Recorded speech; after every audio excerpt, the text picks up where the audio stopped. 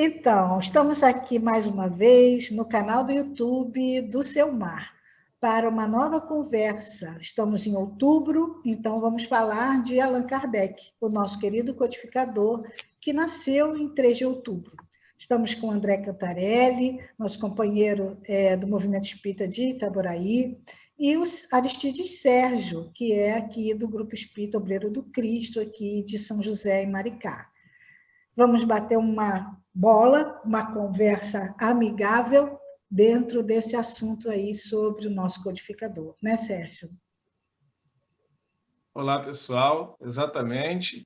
Nós vamos hoje um pouquinho dentro do nosso canal conhecer esse personagem, digamos assim, né? Famoso e ainda controverso para algumas pessoas, né? Então, como disse a nossa companheira Bernadette, nós vamos aí conversar com o nosso companheiro André Cantarelli e já vamos fazer a primeira pergunta, né? Para que ele possa nos responder e nos trazer aí essa contribuição. Afinal de contas, quem foi Allan Kardec? Nosso amigo Cantarelli podia nos responder? Olá, meus caros, tudo bem?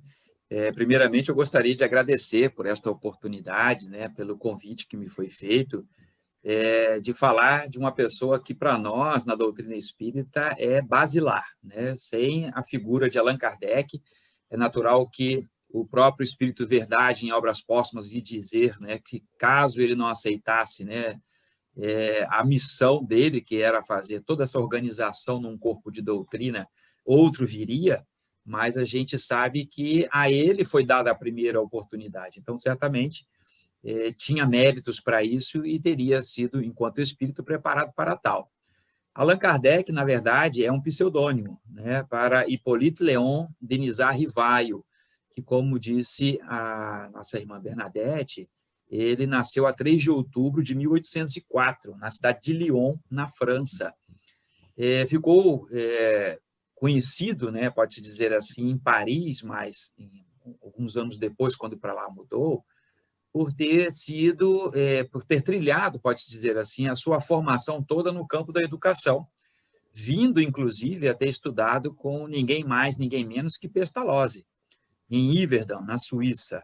E a gente é importante lembrar e destacar da importância de Pestalozzi para a educação moderna, né? A ideia de se fazer essa coisa, a estrutura da sala de aula que nós conhecemos hoje, porque era muito comum os professores viajarem, né, para dar aula, e normalmente só para quem tinha condições de pagar um professor. E Pestalozzi pensa num modelo que pudesse ser mais inclusivo e traz, né, os alunos até o Instituto. Kardec é um dos seus alunos e logo, assim, tem a idade, na adolescência, já se transforma num de seus colaboradores ali no Instituto. E depois, mais tarde, ele se muda para Paris e segue no caminho aí da educação, ficando conhecido como professor Rivaio, né, utilizando-se apenas aí o seu sobrenome. Mas era já na Paris daquela época, né, e a gente precisa também lembrar que Paris, no século XIX, tinha um papel, né, de desenvolvimento de todas as ciências, era ali, né, que tudo acontecia, pode-se dizer, né, a cidade-luz, e Kardec, ou ainda, né, como professor Rivaio, vive, né, dentro dessa realidade, podemos dizer assim, né? Então, ele foi, inicialmente, um grande professor, aritmético, né, poliglota, trabalhou com a gramática, né, francesa, trabalhou também com a gramática alemã, era um homem de ciência, né, pode-se dizer assim, que para a sua época era um destaque, de fato, para a sociedade, graças à capacidade e conhecimento que ele tinha.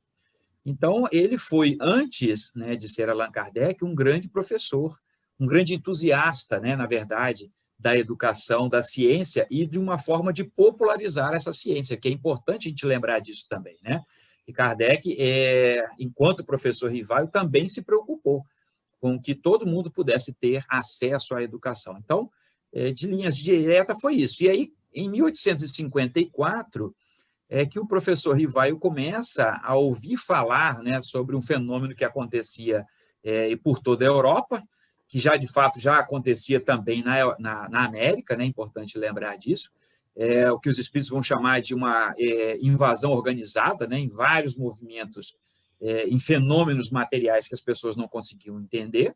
interpretar muito bem. Em 1854 é que ele tem a primeira informação, o professor Rivaio ainda, né, dessa possibilidade de que algumas mesas estavam girando e batendo e fazendo movimentos, e ele, como era um homem de ciência, e aí até certo ponto muito cético, né, o que foi muito positivo, pode-se dizer assim, né, ele disse, isso aí o magnetismo já explicou, né, Mesmer, um pouco antes, já tinha demonstrado que é possível tais fatos acontecerem. Um ano depois, em 1855, é que, então, ele encontra, né, com um amigo que vai dizer para ele, olha, elas não estão só movimentando, né, sobre as nossas cabeças, elas estão respondendo a questões. Aí, nesse caso, a alma do cientista provavelmente falou assim, epa, se está respondendo, então é preciso ver isso de perto, né? E 1855 era o ano, daqui a 2 anos, né? Daí a 2 anos, em 1857, a partir de todas aquelas movimentações, que a primeira reunião em que ele vai participar, ele já encontra uma série de perguntas e respostas que já tinham sido feitas, anotadas em cadernos, né? Por aquela família que o recebeu, e a partir daquilo ali ele começa a interagir naquelas operações, e então começa a ver que, de fato, havia algo ali de extraordinário, de novo, né, pelo menos naquele movimento, e depois ele mesmo entender que de extraordinário não existia. O que, de fato, haveria é que eram, né, como os espíritos disseram, somos as almas, né, dos homens e mulheres que habitaram o planeta, estamos aqui, né, vivos, né, porque ninguém morre de fato, dando continuidade à nossa existência. Em 1857, então, a 18 de abril, ele lança a obra, né, O Livro dos Espíritos, e por indicação e sugestão, né, também de um espírito chamado Zéfiro, que era considerado como um espírito familiar, que lhe lembra de umas existências passadas, na qual ele teve o nome de Allan Kardec. Ele, então, para que este livro não ficasse à sombra do seu nome, né, professor Rivaio, que já era um homem de ciência da época, ele adota, então, o pseudônimo de Allan Kardec. Daí, então, surge, pode-se dizer, né, o nome Allan Kardec, a partir de 18 de abril de 1857, com o lançamento da obra O Livro dos Espíritos, que é a obra também basilar da doutrina espírita, né? De forma assim, mais geral, ele casa-se, né, também, né, ele constitui família com a Amélie Boudet, em Paris, e ela também foi uma grande entusiasta da educação, né? Eles, inclusive, em Paris, fizeram mais ou menos um instituto, né, muito semelhante ao Yverdon, só que com menos recursos, né, pode-se dizer assim, que o professor Rivaio, né, e aí parece que é um estigma na vida do professor, né, há sempre dificuldades, né, financeiras, materiais, e ele, como era um entusiasta, né, deve ter sofrido muito por não conseguir incluir tantos alunos. Mas, inicialmente, essa aí é a ideia, né, que a gente tem sobre Allan Kardec, né? Muito bom. E aí? Aí você falou que ele acabou transformando essas ideias que trouxeram dos espíritos na casa dos seus amigos em livros. Isso significa que foram estudos, que ele era um professor. Então, você poderia dizer para a gente qual foi a importância desses estudos que ele trouxe no pensamento religioso e também entre os acadêmicos, entre as associações acadêmicas, como que foi aceito esses estudos entre toda a sociedade e os religiosos, principalmente? Podemos dizer que não foi aceito, né? No primeiro momento, houve ali uma contraposição, porque, primeiro, era muita novidade junta, né? A gente pode dizer assim. Aí ficamos imaginando o século XIX, 1857, a teoria que se prevalecia era a teoria criacionista, né? Não existia a teoria evolucionista, até porque Darwin, ainda em 1859, que vai lançar A Origem das Espécies, e eu costumo dizer que eu imagino, né, o que deve ter sido esses dois, né?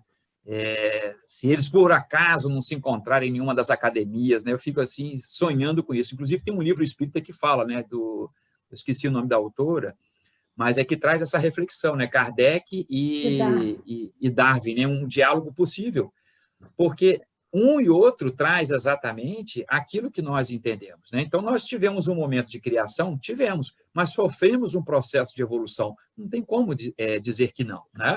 Então, Kardec vem com uma revolução ali, pode-se dizer, do pensamento religioso, em nenhum momento tirando o poder de Deus, né? Eu acho que é isso que a gente tem que falar. a doutrina espírita não vem questionar o poder de Deus, dizendo que Deus não teve condições de criar o mundo em 7 dias. Não, não é isso. O que nós dissemos é que, da forma até como está descrita lá, no livro A Gênese, né, da Bíblia, o primeiro livro da Bíblia, nos parece que são os períodos geológicos pelos quais o planeta passou, o próprio universo, né? O primeiro verso, né, que está lá, o primeiro versículo vai falar o quê? No princípio haviam as trevas, e das trevas fez-se a luz. Então, olha só, né, não existiu nada, de repente surge a luz, e com a luz vem a vida toda, né? Então, por que não poderia ser isso? E aí, Kardec, então, no pensamento religioso, e não há, pelo menos assim, dentro da sua formação familiar, dos seus pais, a tradição dele era uma tradição cristã mesmo, né? Porém, ele traz uma inovação, né? Pode-se dizer assim. Quer dizer, na verdade, Kardec organiza, né? É importante sempre lembrar disso. Os espíritos trazem a revelação, que já havia até sido prevista, né, pelo próprio Cristo, né? O Consolador prometido, que viria e falaria das coisas que ele, Jesus, não podia falar naquela época, porque não tinha condições. E aí, observe, em 1857 sai este livro. Quando chega em 1859, sai A Origem das Espécies, e aí confirma que, de fato, e aí, eu acho que o hiato, né, que faltou aí, a ligação que faltou foi que para Darwin ali já era o contrário, vindo de uma família de natureza protestante, né, com uma forte entendimento aí do temor de Deus, né, da criação, ele simplesmente rompe com a questão religiosa e diz, não tem esse negócio de criação, foi evolução. Mas aí faltou um antes. Mas e de onde que surgiram, né? Como é que surgiram essas coisas? E aí a gente recomenda o livro O A Caminho da Luz, né, de Emmanuel, que vai nos explicar muito bem esta organização. Então, houve, sim, uma participação, uma criação da divindade, dando início a todas as coisas, mas que sofreram um processo, né, de evolução. Assim na matéria, assim no espírito. Né? Então, aí, no pensamento religioso, foi um rompimento. Mas um rompimento daqueles que não se deixaram ler, né, ou não tiveram, pelo menos assim, a boa vontade na leitura daquilo que estava sendo dito.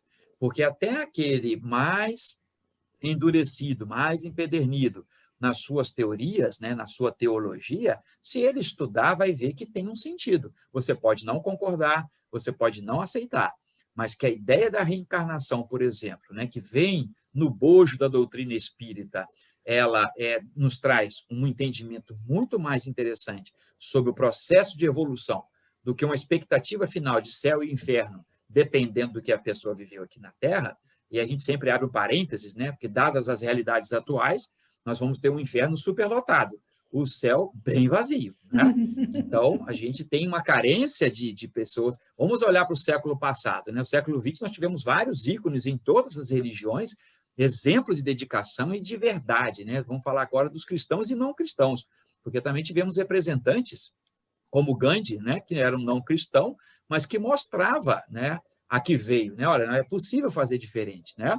Então, se juntarmos esses, né, na teoria do céu e inferno, eles estão lá. Agora, o restante todo, né, estará dentro do inferno. Então, houve esse rompimento, mais por má vontade do que boa vontade. Inclusive, Kardec vai falar isso no livro, na introdução do livro dos médiuns, né, quando ele vai falar sobre o método, né, daquela negação sistemática. Eu vou dizer não, porque não. Então, isso é muito complexo. Agora, do lado da ciência, nós que somos professores, nós, quando crescermos, gostaríamos de ser como Kardec, né? Porque a pessoa faz uma organização de um texto, de uma ideia de tal forma que não tem como você chegar no final e dizer não entendeu. Né? Então, assim, ele é um representante da ciência extraordinária da sua época. E o engraçado é que ele toma, né, vai beber da água lá da maiêutica ainda, né, de Sócrates, né, com aquela coisa da pergunta, né, uma sequência encadeada de perguntas para chegar à conclusão. E depois ele vai usar um pouco ali também de outro francês, também muito importante para a academia, que é René Descartes. O método cartesiano, né, que ele apresenta, um artigo lá, que você tem que pegar um todo e vir reduzindo em partes, né, para que você possa entender o conjunto da obra. Kardec faz isso de uma forma assim extraordinária.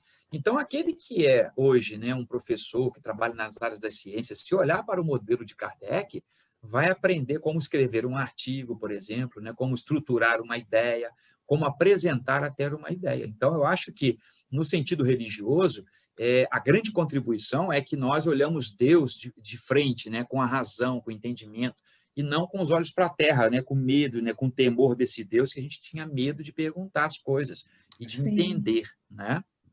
Essa que é a ideia. é verdade. O Espiritismo, ele abre, né, ele tira esse véu, né, apresenta para nós por uma segunda vez um Deus Pai, que Jesus já tinha apresentado, mas a humanidade não tinha compreendido, e o Não, Espiritismo vem resgatando, né, esse cristianismo primitivo. Muito bom. é verdade. E diante disso tudo, essa obra magnífica que você está falando, a gente ouve muito algumas coisas, né, a respeito de que foi em 1857. Então, como professor, como espírita, como religioso, eu vou te fazer uma pergunta, uma provocação. Você acha que a obra dele está ultrapassada e precisa de uma revisão? Eu acho que precisa de ser vivida, né? Nós precisamos viver, porque nós ainda não conseguimos, vou falar assim, degustar, né? Pode-se dizer assim, né? Nós não conseguimos aproveitar 100% daquilo que, de fato, a doutrina espírita nos propõe. Então, eu não entendo que seja revisão, eu acho que nós precisamos vivenciar. Eu acho que o problema agora não é revisar, é vivenciar. E aí, se a gente toma como base, por exemplo, aquela mensagem que está lá no Evangelho segundo o Espiritismo, o homem de bem, em que ali é Kardec, né, com síntese, ali é isso que eu falo, a capacidade que a pessoa tem de pegar. E aí nós vamos botar uma linha temporal aí, né, para a gente entender. 1855, né, ele inicia ali o contato, pode-se dizer assim, mais direto com os espíritos. 1857 ele lança o livro dos Espíritos, depois vem o livro dos Médiuns, depois vem o Evangelho. Então, veja bem, no terceira obra publicada, e a gente vai considerar já 1862, se não me falha a memória, né, na sua versão final, então, olha quanto tempo já tinha passado, quanto de mensagem ele já tinha observado, para que ele pudesse escrever. Ele, então, Kardec, escreve a mensagem intitulada O Homem de Bem. E ali ele começa falando quais são os quesitos de um homem de bem, vai colocando que ele faz, que quer o bem a todos, que, né, ele vem traçando. Nós já vamos ficando preocupados ali pelo meio do caminho, né, porque são tantos requisitos que ele coloca, para ao final ele ainda dizer, olha, esses são alguns dos requisitos que a pessoa precisa. É verdade. Aí a gente fala assim, meu Deus, quanto eu preciso? E aí nós queremos mudar alguma coisa que ainda não conseguimos aprender de fato, como é que a gente pode fazer? Tá? Então, eu posso hoje dizer que a fórmula da água está errada, se eu não consigo provar ou estabelecer uma outra fórmula, nós vamos trabalhar com a teoria lá do H2O, né, bonitinho, certinho, papapá, porque é isso que nós conhecemos e a gente ainda está usando isso. Né? Nós não conseguimos dar um passo e dizer, não, olha só, não são duas de hidrogênio, não, está errado. Porque a ciência está ali ainda, né, a gente pode dizer, patinando. Né? Agora, há pouco tempo, falaram aí sobre a questão dos buracos negros. Né? E aí ficamos todos assim, mas peraí, ele está sugando estrelas? Está indo para onde será? Né? Então, quer dizer, ninguém pensou nisso, vai continuar do outro lado? O que tem do outro lado do buraco negro? Ninguém teve condições de ir até lá. Né? Então, assim, a gente vai vivendo essas realidades. Então, quando você pensa em revisão, é quando aquilo precisa ser ajustado porque não trouxe bons resultados. Agora, se nós não conseguirmos vivenciar, né, a proposta que está ali da doutrina, quer dizer, como é que nós podemos querer revisar uma coisa e outra? O que falta também muita propriedade, né? E aí seria uma audácia muito grande mexer numa obra que é dos espíritos. Né? Às vezes a gente confunde o posicionamento de Kardec em algumas situações, a gente tem perfeita condição de explicar, dado ao homem, né, um homem europeu, né, nascido ali na Europa, naquela época, no século XIX, alguns posicionamentos são extremamente explicáveis, né, e justificáveis, dada a realidade de um homem de ciência daquela época, porque também, como eu disse, né, em 1859 que começa a discussão da teoria evolucionista, e aí vai começar uma série, e aí não sei por que cargas d'água houve o rompimento, né, da ciência com a religião, porque a maior parte dos cientistas eram religiosos, a gente precisa lembrar disso, né? A maior parte dos homens de ciência eram religiosos, ou pelo menos se diziam ser. Com Darwin, a coisa há um rompimento, e aí segue a ciência, que aí dispara, né? Ela toma um foguete para as estrelas e vai embora, e a religião fica aqui presa nos seus dogmas, né? Não pode isso, não pode aquilo, é pecado isso, é pecado aquilo, se não fizer isso, não vai para o céu. Então, e a ciência foi embora. Agora, nós estamos com a ciência discutindo as questões morais. O que é moral, o que não é moral. Por exemplo, nós discutimos aí na década de 1990 e início dos anos 2000 a questão da clonagem, né, humana, que todo mundo já é ciente. Olha, é possível fazer? É possível. Mas qual é o sentido de fazer? Qual é a ética, né, que vai se Qual é a empregar? ética? Exatamente. Então, quando a gente olha para a doutrina, então, e a gente não consegue fazer, né, nem a terça parte do que está na lista de itens para ser considerado um homem de bem, você querer revisar aquilo que você não conseguiu, talvez seja uma forma de você escapar da responsabilidade, né? Aí me lembra daquela imperatriz lá que resolveu tirar a reencarnação, né, dos estabelecidos da época, porque ela tinha medo, né, de voltar numa outra vida, porque ela era uma terrível, né? Então, assim, eu acho que são questões pessoais. Porque eu não vou revisar esse ponto aqui, porque aqui eu tenho muita responsabilidade. Entendeu? Então, acho que revisar, não, eu acho que aplicar. Está faltando aplicação. Aplicar, né? Uma compreensão, uma contextualização moderna, isso tudo bem. Né? Isso aí.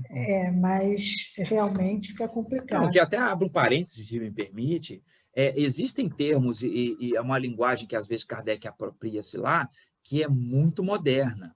Então, e se nós formos lá para o francês, nós vamos ver a sofisticação, né, daquela preocupação em tornar claras as coisas, né? Kardec escrevia o que era complexo, mas ele vinha, né? Vinha sempre explicando. Então, assim, se nós temos dificuldade na interpretação, isso é uma coisa, tá? Dificuldade na implantação é outra. Agora, revisar é muito complexo, né? Meio precipitado. Mas é isso, e aí, Sérgio? Eu quero aproveitar essa sua deixa, né, de que nós não colocamos em prática ainda os ensinamentos dele, o que ele trouxe da obra. Eu vou te fazer uma outra provocação. Certo. Como nós vamos lidar com suas ideias e métodos agora no movimento espírita atual? Agora, ótimo. Como eu disse, Kardec é um daqueles espíritos, né, assim, extraordinários. A gente sabe que não tem jeito, né? A expressão extraordinária que eu quero dizer é que é aquele realmente fora de série, né? Uma pessoa diferenciada na sua condição espiritual, independente das notícias que tenhamos de quem foi ele ou quem deixou de ser em existências passadas. O fato é que ele, enquanto esteve encarnado, na figura de Allan Kardec, e aí a gente usa mesmo, né, o nome Allan Kardec, porque houve a sua vida antes e depois do Livro dos Espíritos. Há, inclusive, numa passagem, né, que a Amélie Boudet olha, né, às vésperas do lançamento do livro, eu acho que é na chegada lá na galeria, né, para fazer o lançamento do livro, e ela, ou ele, né, um olha para o outro e fala assim, olha, as nossas vidas serão outras a partir de hoje. E, de fato, né? E a partir de 18 de abril de 1857, ele não teve mais sossego.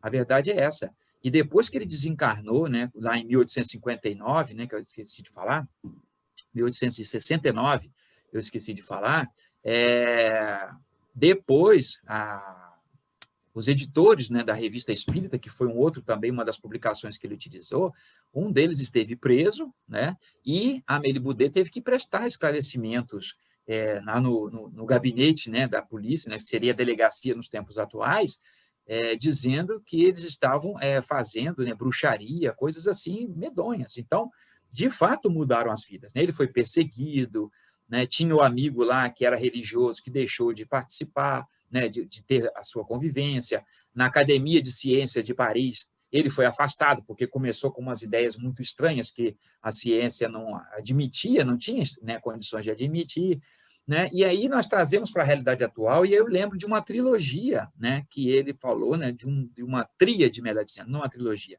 uma tríade, né, que a gente chama de tríade kardeciana, que é trabalho, solidariedade e tolerância. E aí observe, se nós, né, hoje, né, movimento espírita, estivéssemos seguindo esta tríade, nós não teríamos problema. Trabalho, solidariedade e tolerância. Então, observe, o movimento, né, que captar, que tem a riqueza, né, de ter todos esses conhecimentos, e aí todo o conjunto da obra, né, os 5 livros publicados, né, o Livro dos Espíritos, o Livro dos Médiuns, o Evangelho segundo o Espiritismo, o Céu e o Inferno, a Gênese, mais todos aqueles outros, né, Viagem Espírita, o que é o Espiritismo, aquelas outras que fala sobre o movimento espírita, os 11 anos e 4 meses de publicação da Revista Espírita, que começou em 1858, vai até o último número que entregue por ele, inclusive no momento em que ele foi alcançado ali pelo problema, né, que ele teve do aneurisma caindo, né, ele estava entregando ao carteiro, né, o conjunto de exemplares, já tinha fechado ali abril de 1869, 65 anos, então ele ali, naquele instante, ele encerra, pode-se dizer assim, né, pelo menos no plano físico, a sua participação. Quer dizer, todo esse conjunto, né, ele pode dizer e resumir na sua tríade, né, trabalho, solidariedade e tolerância. Quer dizer, nós hoje, movimento espírita, só vamos fazer errado, né, se sairmos de um desses 3 aspectos aí que ele propõe. Primeiro é o trabalho, porque quando a gente trabalha não tem tempo de pensar besteira, não é assim? Essa aqui é a verdade, né, em todos os campos. É o Se nosso a casa maior espírita parceiro.